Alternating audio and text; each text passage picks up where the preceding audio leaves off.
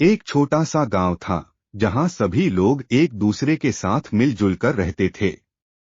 गांव के एक मिठाई वाले की दुकान थी जिसमें वे रोजाना लोगों के चहेते मिठाइयां बनाते थे।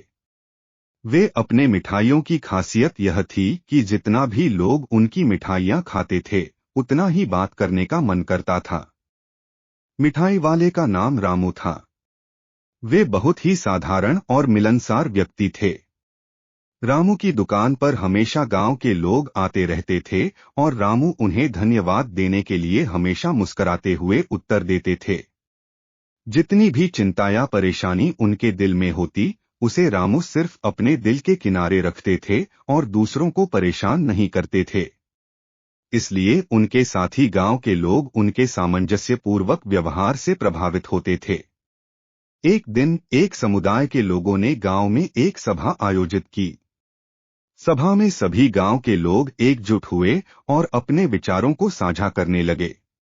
लेकिन कुछ लोग ज्यादा बोलने लगे और दूसरों के बोलने में दिलचस्पी नहीं दिखाई दी। इससे बाकी लोग परेशान होने लगे और सभा में वातावरण बिगड़ने लगा। तब रामू ने धीरे से आवाज में कहा, मैं इस सभा में एक छोटी सी बात जानना चाहता हूं। क्या हम सभी अपने बोलने की संख्या कम कर सकते हैं? शायद इससे हमें एक दूसरे की बात समझने में मदद मिले। सभा में एक साथ सब लोग हंस उठे। रामू के यह शब्द सभा में सांत्वना और सकारात्मकता का माहौल फैला दिया। सभा के बाद एक लोग रामू के पास गए और उन्होंने कहा, रामू भाई, आपकी बातों में वाकई खासी शक्ति है। आप जितना चुप रहते हैं उतना ही लोग बात करना चाहते हैं। आपके प्रसन्नता भरे चेहरे से हमें हमेशा प्रेरित होने का अनुभव होता है।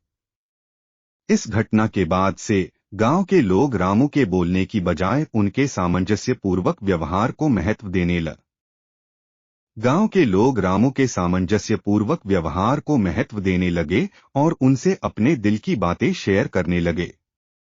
रामू ने हमेशा से इस सब का साथ दिया और लोगों को प्रेरित करने का प्रयास किया। उनके धीरे धीरे व्यक्तित्व ने गांव में एक अलग ही स्नेहपूर्वक माहौल बना दिया।